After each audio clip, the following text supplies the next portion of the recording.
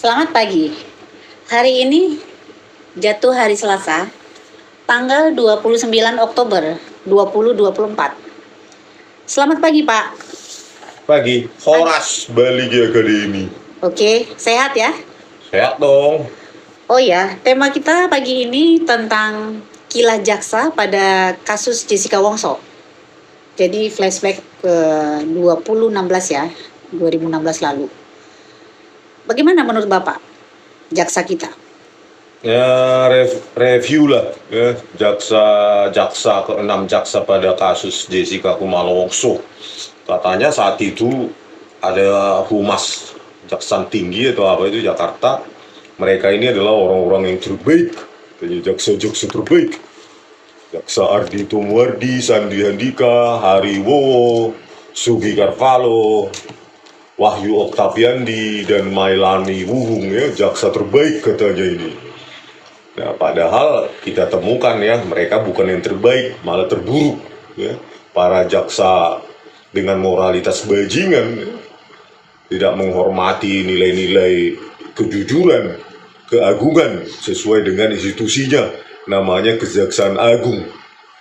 Ya, jauh dari kata agung.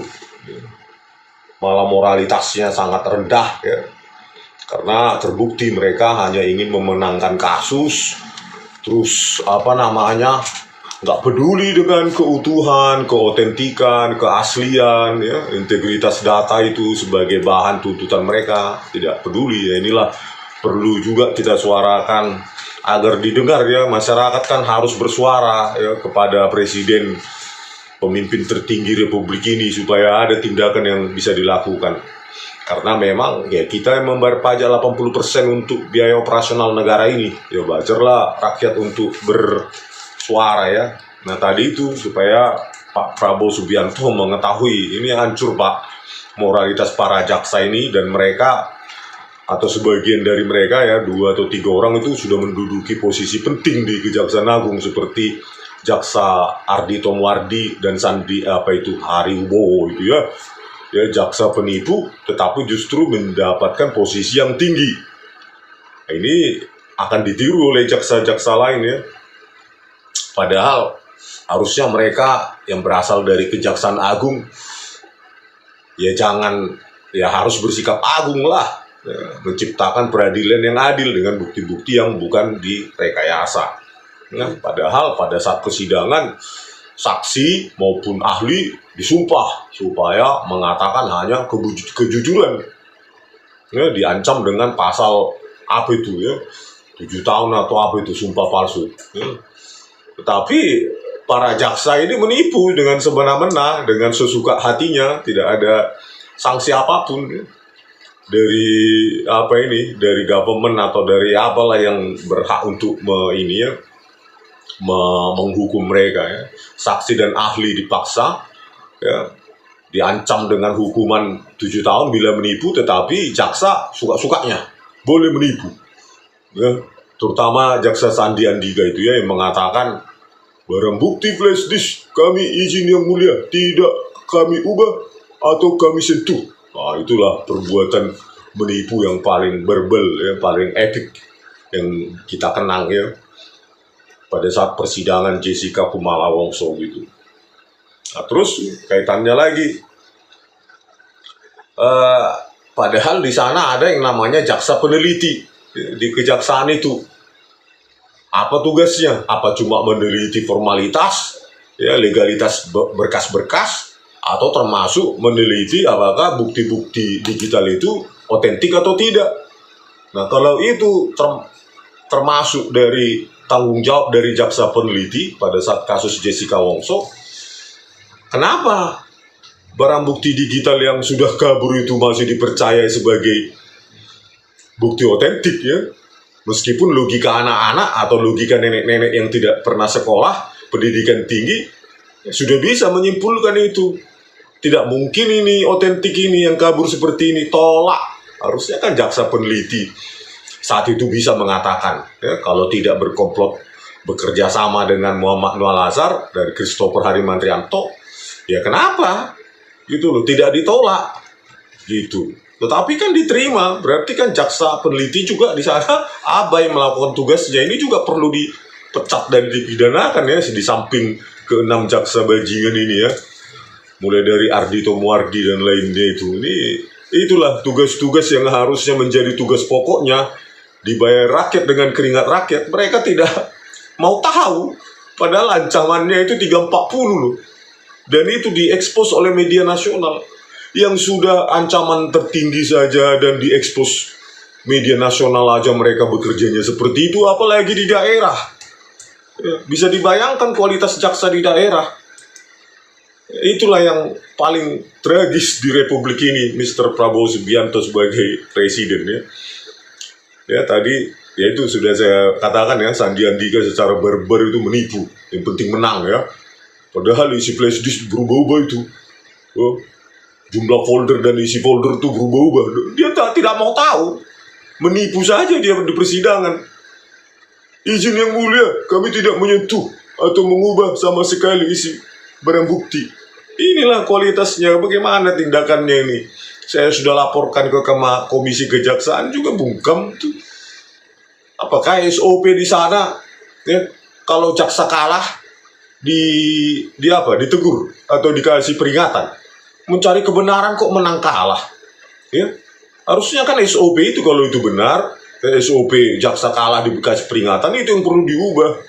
Masa jaksa harus menang ya, meskipun barang bukti itu direkayasa gitu, gak peduli, yang penting menang. Kan Jaksa Agung pun sudah saya laporkan diam juga ya. Jadi serba salah sistem peradilan Indonesia ini. Kita laporkan ke Komisi Kejaksaan bungkam, ke Jaksa Agung juga bungkam. Jadi ya ini menjadi budaya lah seperti ini.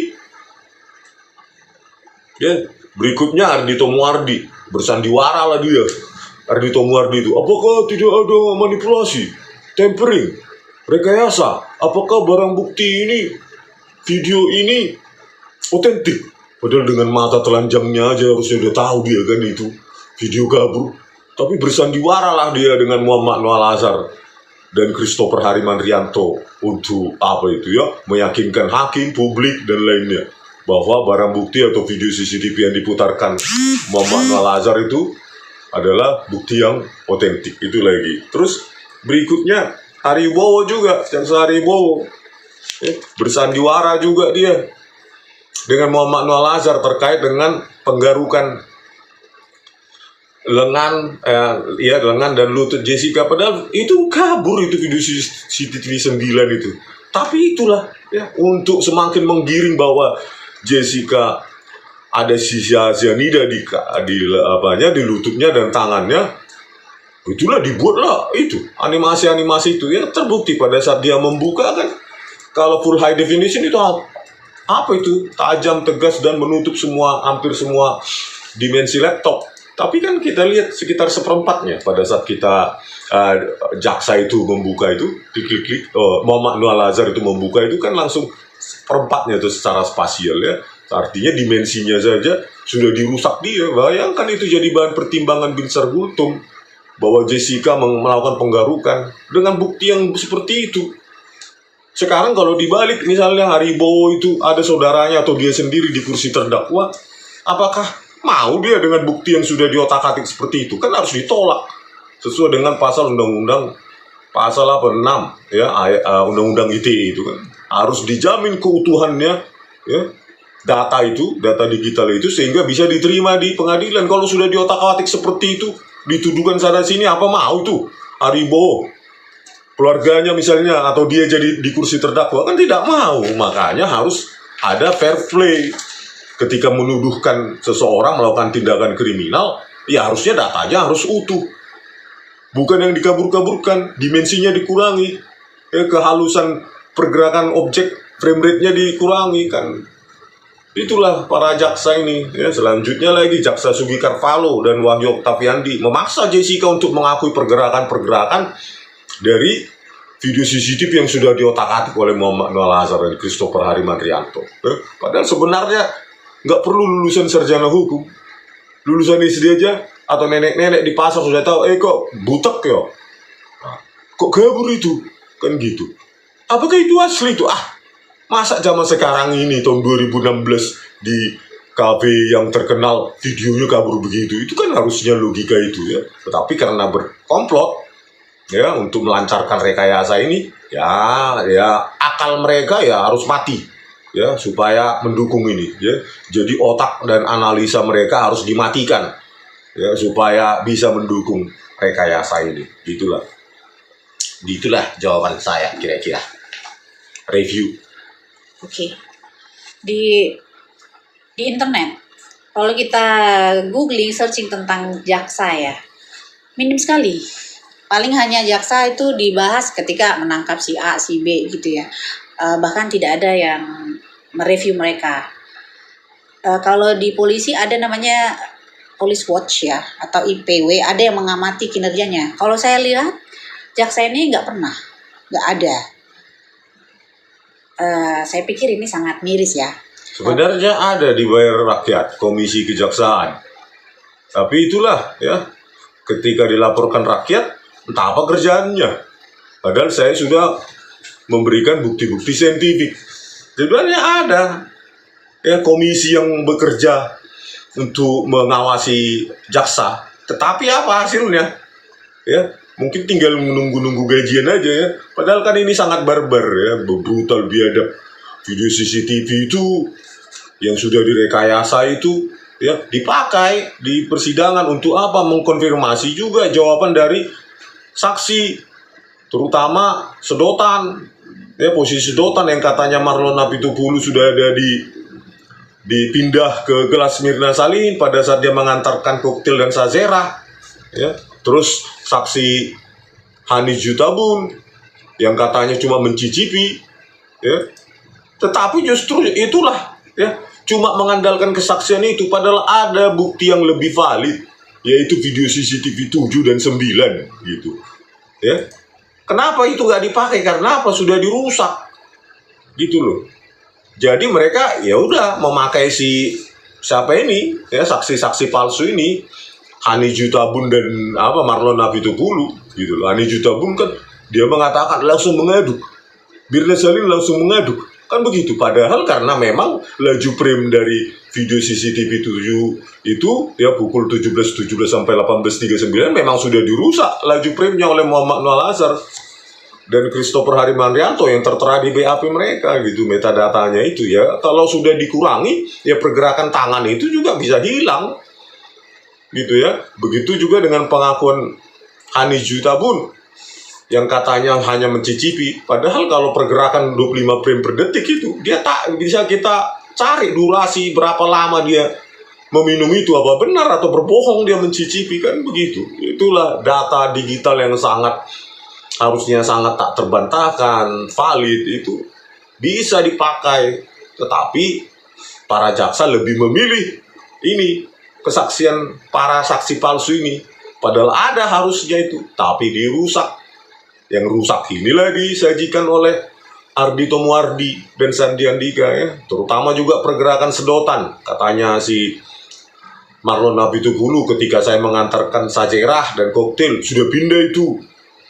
Dia koktail itu ya dari atas meja ke sedotan itu ya, pipet dari atas meja ke mana namanya gelasnya Mirna Salihin sebelum datang dia. Kan pergerakannya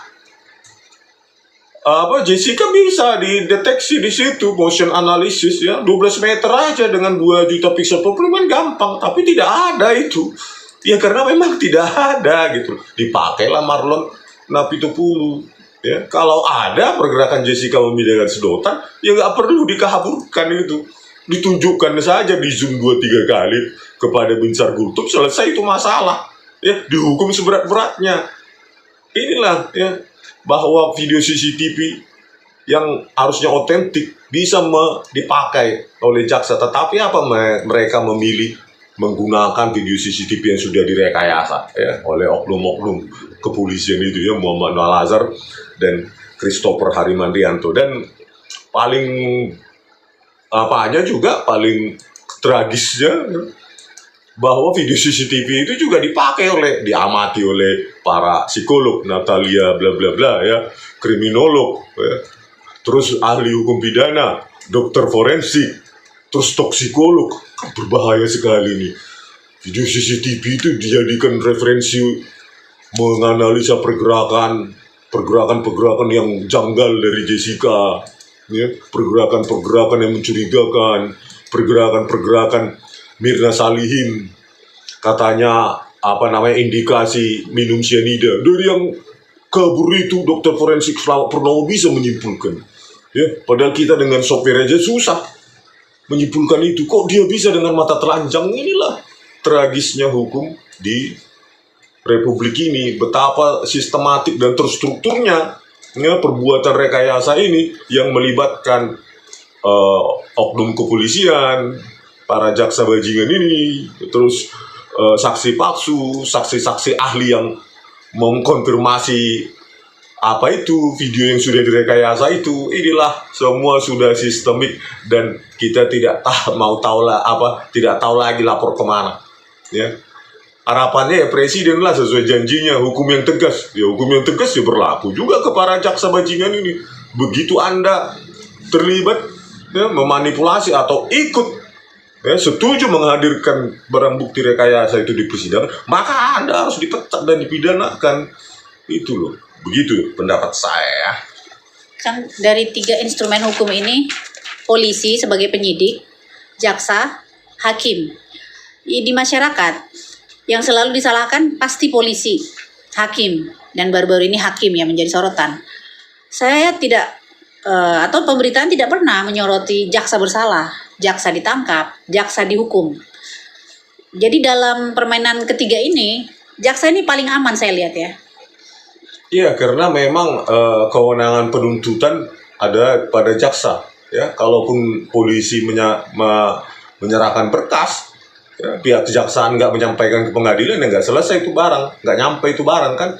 Jadi mereka bisa jadi main aman kan kalau ada rekan jaksanya seperti para jaksa bajingan ini, si Ardhito Muardi, Sandi Andika, dan Sugi Carvalho, Wahyu Oktaviandi, Haribowo itu udah kita laporkan pun ke komisi kejaksaan karena kewenangan penuntutan di mereka ya nggak nyampe itu ke pengadilan. Jadi mereka saling melindungi lah gitu rekan kita, karena kita juga pikirannya, ya kami juga sudah seringnya menggunakan barang bukti digital rekayasa. Jadi apa istimewanya Ardhito Muardi, sama-samanya kita kan gitu. Kalau sudah SOP-nya mereka sudah apapun what it takes, ya, apapun yang terjadi kami harus menang.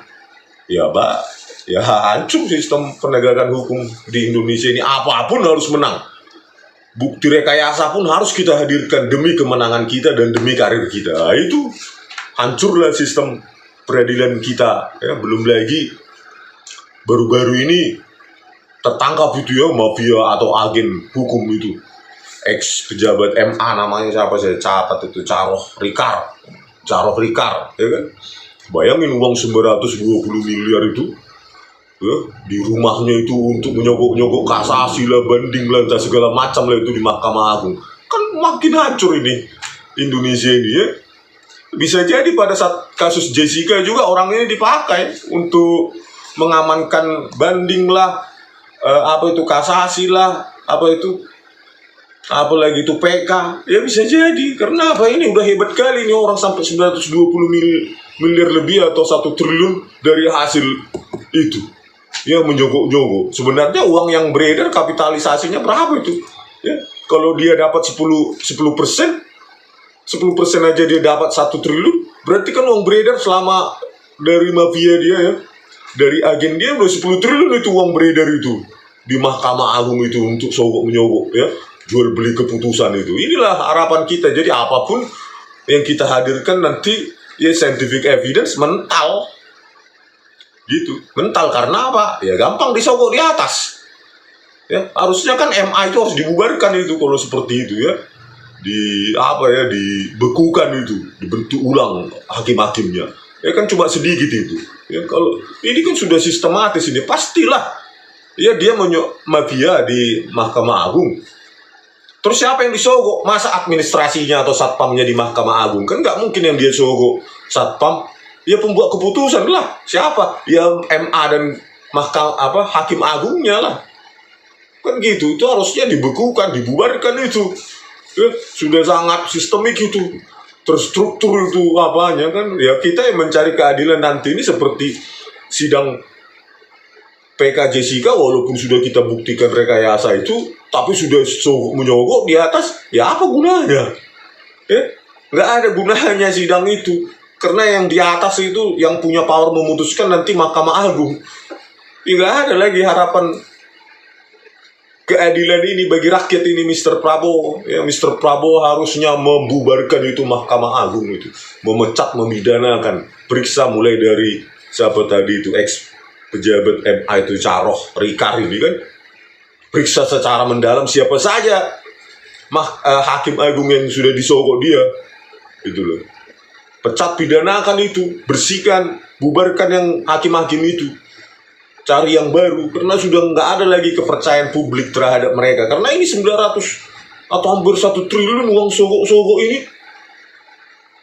Sogok yang didapatkan aja 1 triliun. Sekarang yang beredar yang dia sogok-sogok, anggap aja 10% dia dapatkan agen. Kan sudah 10 triliun itu uang itu. Bagaimana nanti kita mendapatkan keadilan khususnya Jessica ini yang sudah kita buktikan rekayasa, yang digital evidence itu. Bahkan sudah saya bukukan dalam Inggris dan bahasa Indonesia. Ya gak ada lah gunanya. Mereka yang punya kekuatan uang finansial lah, yang apa ya, yang bisa membuat keputusan, inilah yang kita khawatirkan, ya. Oke, ada pertanyaan lagi? Ya, saya pikir sudah sangat panjang. Sudah Ya, sangat ya itulah ya keluh kesah kita. Semoga ini mewakili kalian juga ya. Ketika mengikuti berita mafia hukum itu Mahkamah Agung, saya juga jadi deg-degan ini. Ya apa gunanya kita sajikan di persidangan kalau sudah main sogok-sogoknya semua? Ya tutup saja lah sidang. Tidak ada perlu persidangan, cuma siap kuat-kuat nyogok aja lah kita di Mahkamah Agung itu, selesai masalah. Ya, KUHP, ya, kasih uang, habis perkara. Ya, itulah sekian dulu pemirsa ya, dari kami Balige Academy di tepian Danau Toba yang indah. Horas. Oke pemirsa, kita bahas lagi ya bagaimana si penipu, ya ahli forensik digital penipu, pengkhianat rakyat itu, si Muhammad Nual Azhar, kepala subdit komputer forensik Baris Krim Mabes Polri itu menipu ya, menggiring hakim dengan hasil rekayasanya ya, yang bisa meyakinkan Binsar Gultom itu dengan pergerakan paperback ya, pergerakan tangan Jessica menaruh apa sesuatu yang katanya cyanida di dalam gelas kopi Mirna Salihin ya, di kamera 7 dan di kamera 9 melakukan penggarukan ya. Kita lihat lagi di kamera 7 ya, bagaimana si penipu Muhammad Nual Azhar ini ya menerangkan semua momen of description dari Jessica Kumala Wongso di meja 54 ya, dengan hasil downscaling dia ya, pengaburan berdasarkan menggunakan metode downscaling biasa saja, yaitu mencerminkan spasial tinggi ke spasial rendah ya.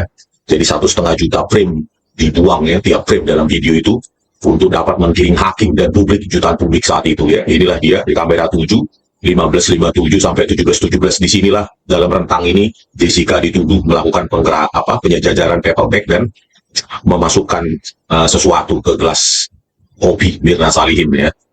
Jadi downscaling ini dipakai untuk menutup animasi dia ya. Jadi setelah dia animasi, dia dia downscaling, turunkan untuk mengaburkan ya, untuk menutupi hasil animasi dia ya, pergerakan tangan segala macam itu yang dituduhkan ya. Bisa juga dikaburkan dulu, dianimasi lagi, begitu ya, dianimasi, dikaburkan, animasi lagi, kaburkan, suka-suka dia. Pokoknya perbuatan rekayasa manusia jahat ini ya, super jahat ini ya, yang menggiring jutaan publik, menyesatkan jutaan publik saat itu. Ini manusia paling barbar, brutal dan biadab ya di seluruh dunia. Bahkan ini manusia nggak tahu ini ya, berhati iblis yang jelas yang disuruh oleh Tito Karnavian dan Krishnamurti sebagai atasan dia saat itu. Ya, jadi yang otentik ya, sistem kamera di CCTV di Cafe Olivier ya, ini di poin 27 PAP-nya si penipu ini ya, 1920 180 8 bit per kanal, artinya 24 bit per kanal untuk merepresentasikan 16,7 juta warna ya, sangat tajam, harusnya sangat bagus, tajam, tegas ya. Dengan di DVR tel view-nya itu ya ada 2 opsi ya, 25 fps untuk PAL, 30 fps untuk NTSC. Jadi dia rusak itu juga laju temporalnya, laju frame-nya menjadi 10. Inilah penipu Mabes Polri ini ya begitu kotornya jiwanya ini. Nah, jadi kalau 1920-80, kalau kita buka di sembarang aplikasi ya, atau video, pemutar video, dia kalau kita praktekkan langsung begini dia hampir memenuhi layar monitor Anda gitu ya. Nah, ini tajam semua pergerakan itu ya, semua objek, bahkan ini 50 meter sampai 100 meter aja tajam ya. Tinggal di zoom 2-3 kali, itu bagus sekali hasilnya. Begitu juga dengan misalnya yang lainnya, tajam sekali. Seperti ini harusnya kualitasnya, yang ekivalen dengan sistem video CCTV yang ada di KP Olivier ya. Tetapi apa yang terjadi ketika Muhammad Noel Azhar menggiring Bin Sargultom itu ya, yang mempercayai semua animasi Muhammad Noel Azhar itu ya, seperti orang idiot itu, si Bin Sargultom itu. Ini kamera 7 coba kita perhatikan. Nah, ini dia. Kan? Ya, kita perhatikan ini. Pada saat dibuka kan ini kamera 7, 1557 sampai 1717 ini. Pertama kali dibuka dia kecil ini. Ya, sangat kecil, cenderung square ya. Padahal harusnya aspek rasionya ini harus lebih lebar ya dari sini. Lebar lebih jauh lebih lebar di sini harusnya itu. Tapi inilah dirusak oleh Muhammad Noel Azhar ya.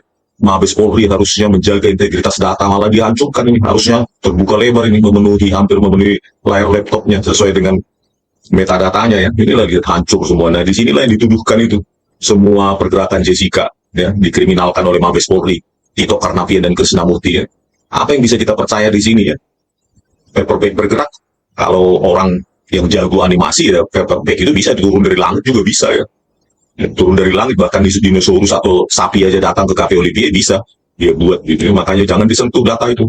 Apapun pergerakan atau moment of description yang dijelaskan oleh Muhammad Noel Azhar pasti tipuan ya, jauh dari atau bertentangan dengan kejadian nyata. Begitu juga dengan tangannya ini ya. Nah, ini ya. 10 tangan pun bisa, kemampuan editing di sini ya bisa aja. Kalau sudah kabur tinggal guring narasi aja untuk Bin Sargultom, Partahi, Tulsutapea, dan Kisworo ya dipercaya aja sama mereka. Tangan 10 tangan pun bisa dibuat di sini, 10 tangannya Jessica. Jadi itulah luar biasanya barbar brutalnya biadabnya Mabes Polri itu ya. Terbiasa memanipulasi untuk memangsa rakyat. Begitu juga dengan kamera 9 yang dituduhkan Jessica menggaruk, ini juga hasil rekayasa ya. Diturunkan kualitas video CCTV-nya dengan downscaling ya. Ya, ini dia menggunakan aplikasi iRightShot ya, si bodat ini, si Muhammad Noel Azhar ya, sampah masyarakat ini lah dia pakai. Tercatat dalam metadatanya iRightShot, bisa gratisan maupun berbayar ya. Ini juga kodeknya jadi MP4 visual ya. Pembungkusnya harusnya dari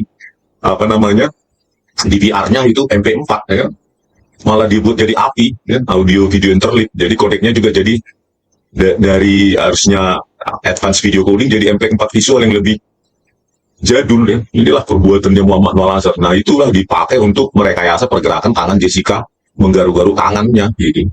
Nah, ini di kamera 9. Nah, inilah pada saat dibuka kan ini cuma seperempat secara spasial monitor laptopnya si bodat itu, pengkhianat rakyat itu ya. Baru digeret dia, itulah ketika digeret baru dia zoom ya. Inilah awal ketika dibuka, itulah metadata dia sesungguhnya ya. Ini sekitar 96576, seperempat dari harusnya full ya, full 1920-80 tajam. Lihatlah ini kabur semua ya. Di sinilah dituduhkan Jessica melakukan penggarukan ya. Jangankan menggaruk 5 kali, 1000 kali pun bisa ya.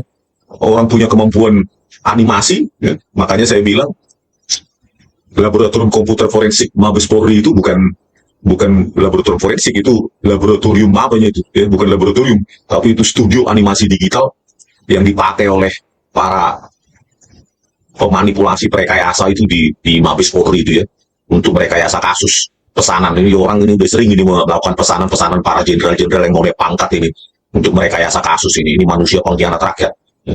Jadi harus dikurung ya, dipenjara seumur hidup ini. Makanya saya bilang sama Kapolri ini ya, kalau Anda tidak memenjarakan orang ini berarti Anda sama dengan musuh rakyat ya, pengkhianat rakyat ya. Bayangkanlah Bin Sargultom mempercayai ya, karena dia pada saat di sidang dia membawa nama Bareskrim Polri ya. Mungkin para hakim itu percaya saja produknya ini adalah produk forensik, bukan produk animasi. Nah, manusia penipu ini ya. Harusnya kalau ini orang berintegritas ya, bersih, Kapolri ini harusnya langsung sudah dipenjara orang ini. Luar biasanya kepolisian rekayasa Indonesia ya. Mabes Polri aja merekayasa, udah pusat aja merekayasa, apalagi Poldanya, Polresnya, Polseknya ya, makin ke bawah ya makin hancur. Oke pemirsa, sekian dulu penjelasan singkat dari saya. Ya, pemirsa, ini sedikit saya ulas dan simpulkan kembali perbuatan barbar brutal biadab ya yang dikomandoi oleh mantan Kapolri, mantan Kapolda Metro Jaya 2016 Tito Karnavian dan bawahannya langsung itu Direktur Reskrimum Polda Metro Jaya 2016 Krisnamurti ya, yang menggunakan saksi ahli forensik digital Muhammad Nual Azhar dan Christopher Harimantrianto ya. Kedua saksi ahli penipu akut itu yang menipu di persidangan, perbuatan rekayasa barbar brutal biadab itu kita simpulkan sedikit di sini ya. Kualitas atau resolusi frame dari DVR Telview ya, itu kualitas rekaman CCTV-nya ya seperti yang termuat pada poin 27 ya di BAP Muhammad Nual Azhar adalah 1920 piksel untuk lebar dan 1080 piksel untuk tinggi dengan kedalaman bit 8 bit ya, atau kalau 3 kanal berarti 24 bit per pixel, berarti sangat tajam ya. Ada 16,7 juta warna yang bisa direpresentasikan pada video CCTV yang dihasilkan oleh DVR Telview tersebut ya yang ada di KP Olivier. Nah, di samping di poin 27 ya di keputusan naskah keputusan Pengadilan Negeri Jakarta Pusat ya oleh Binsar Gultum dan kawan-kawannya itu termuat juga ya resolusinya. Ini dari BAP, dikutip dari BAP Christopher Harimantrianto ya. Ini dia lebar 1920, tinggi 1080 piksel. Laju premia 25, lebar 3 jumlah kanal 3 di 8 bit per kanal, berarti 24 bit per kanal ya, 16,7 juta warna yang bisa direpresentasikan. Jadi video CCTV atau kualitas video CCTV yang dihasilkan oleh DVR Telview itu sangat tajam ya. Jadi 50 meter pun masih bisa harusnya untuk mengenali semua atau mengidentifikasi semua pergerakan objek, bahkan objek kecil sekalipun ya, apalagi cuma 12 meter dari kamera 7 ke meja 54. Tetapi apalah yang dirusak, yang dilakukan para penipu itu ya, para penipu Mabes Polri ya, karena Muhammad Nual Azhar bekerja sebagai Kepala Subdit Komputer Forensik Bareskrim Mabes Polri ya, di kamera 7 ya, ini untuk pukul 15.57 sampai 17.17 ya. Itu inilah poin kunci di mana rekayasa itu dilakukan ya, bukti utama kita. Kamera 7 untuk 15.57 17.17 ya di BAP Christopher itu otentik 1920-80 laju frame 25. Nah, di BAP Muhammad Nual Azhar dia melakukan downscaling ya dengan menurunkan resolusi frame dengan transcoding ya yang dia gunakan software iRightSoft dan FreeMake gitu ya. Nah, ini. Jadi pada rentang waktu yang sama, video CCTV itu tidak mungkin memiliki resolusi yang berbeda. Nah, disinilah tangan kotornya Muhammad Nual Azhar memanipulasinya dengan cara downscaling dan mengaburkan semua pergerakan Jessica. Ya. Mengaburkan pergerakan Jessica mulai dari 15.57 sampai 17.17. Ya. 1 menit sebelum Mirna Salim datang pukul 17.18 ya. Nah, ini sangat penting ya, perbuatan brutal, barbar, dan biadabnya Muhammad Nual Azhar ini ya, karena di sini Jessica dituduhkan menggeser paper bag, menggeser menaruh sedotan ke dalam gelas kopi Mirna Salihin, menggeser centerpiece, menoleh-noleh, dan lainnya ya. Nah, itu dia lakukan mengaburkan ya, jadi pengaburan ini lewat downscaling ini ya, dilakukan untuk menggiring hakim ya. Karena downscaling ini bisa dipakai untuk sebelum animasi dilakukan ataupun sesudah animasi dilakukan ya. Jadi inilah untuk menutupi rekayasanya, dia kaburkan, animasi lagi, dia kaburkan lagi, animasi lagi, kaburkan lagi ya. Jadi inilah luar biasanya penipu si Muhammad Noah Lazar. Itu mau saya untuk kamera 7, 15, 57 sampai 17, 17. Kalau kita lihat lagi ya, ini di kamera 9, ini di WAP Christopher Harimanrianto ya. Pada saat dia membandingkan warna kopi, ya, ini di kamera 9 dia potong ya, di 1659 di titik 1659. 1535 sampai 1659 itu Christopher melakukan downscaling ya pada potongan pertama ini ya, menjadi 960 576.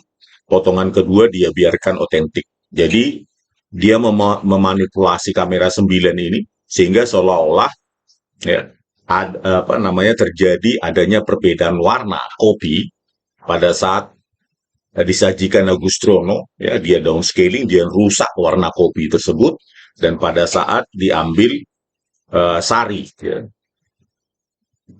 dengan membiarkan otentik, jadi terjadi kontras ya, terjadi perbedaan warna kopi, padahal perbedaan warna kopi tersebut adalah akibat rekayasa dia dengan merusak intensitas warna kopi dengan cara downscaling pada segmen video yang pertama.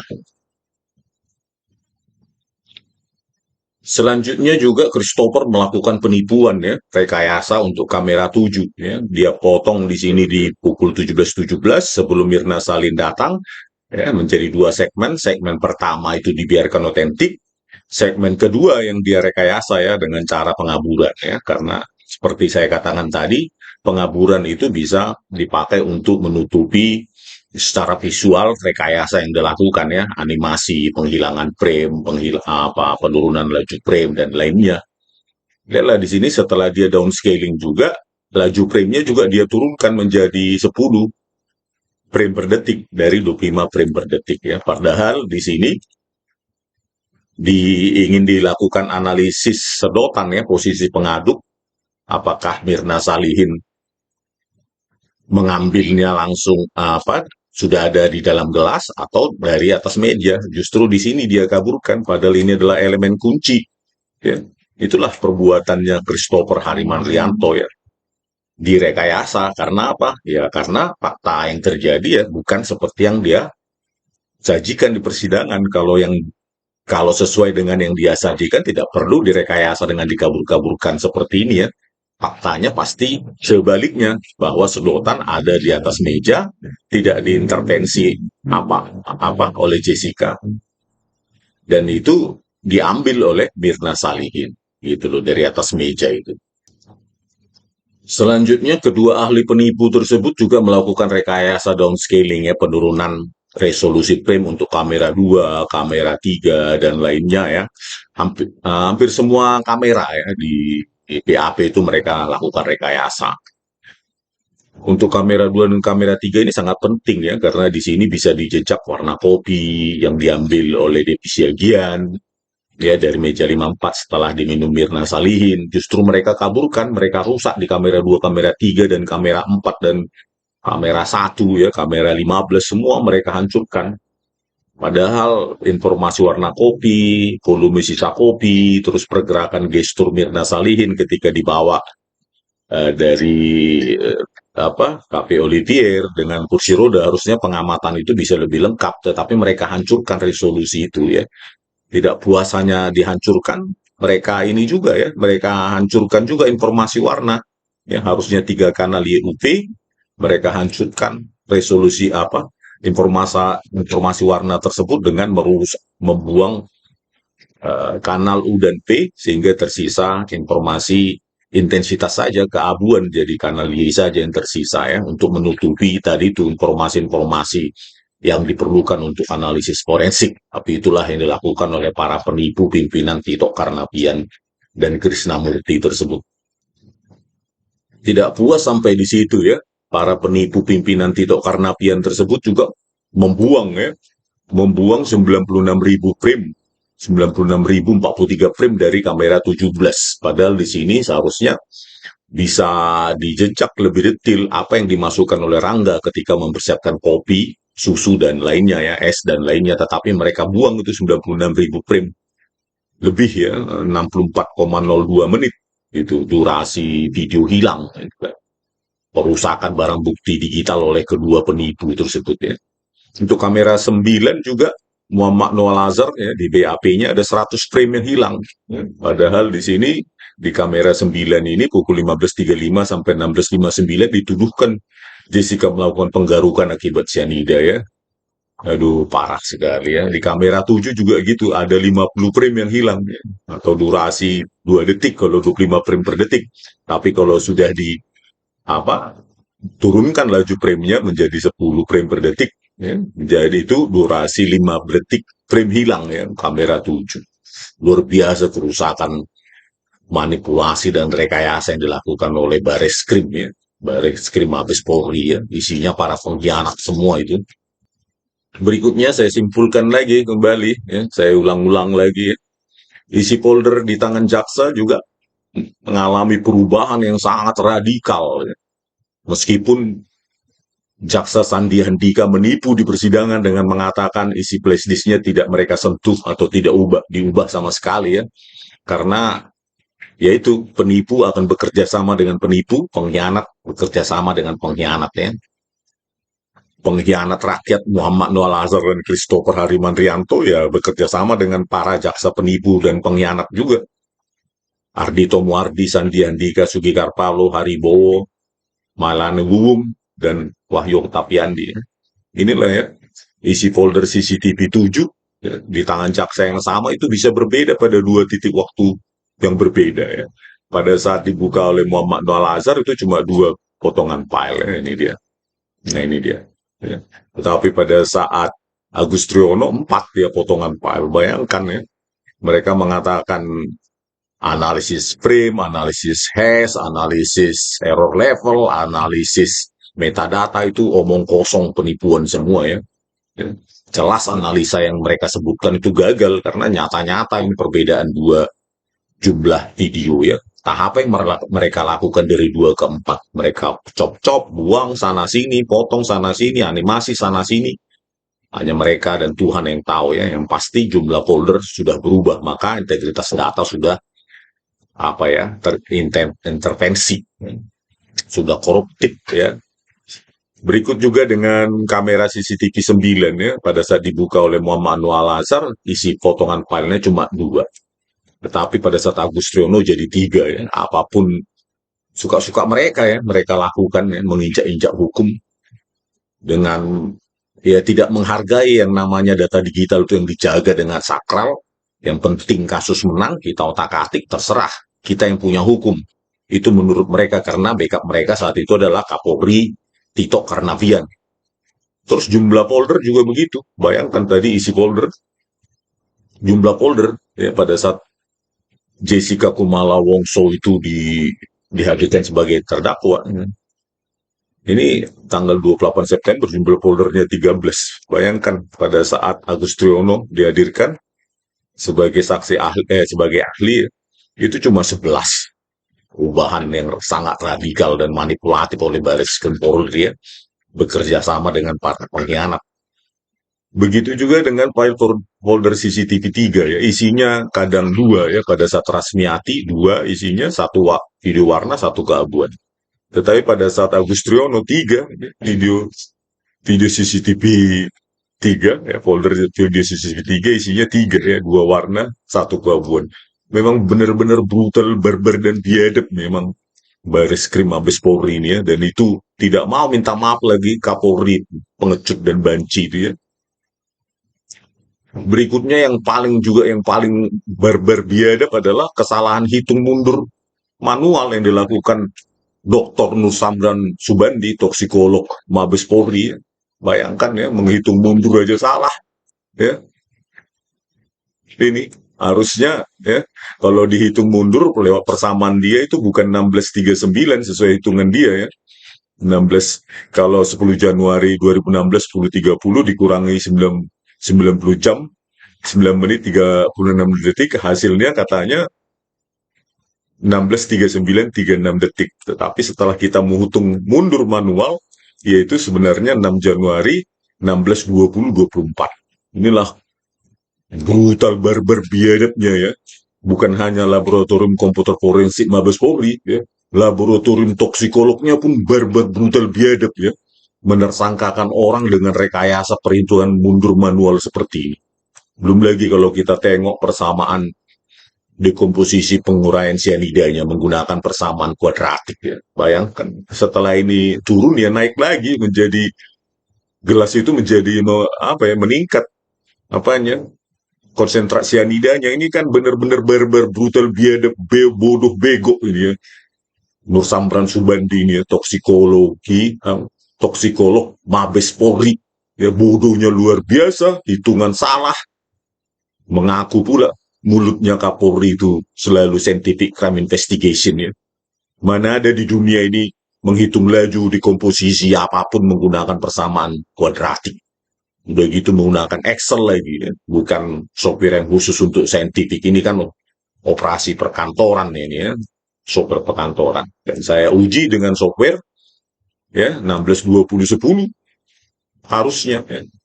Mirip dengan hitung manual 16 20 24.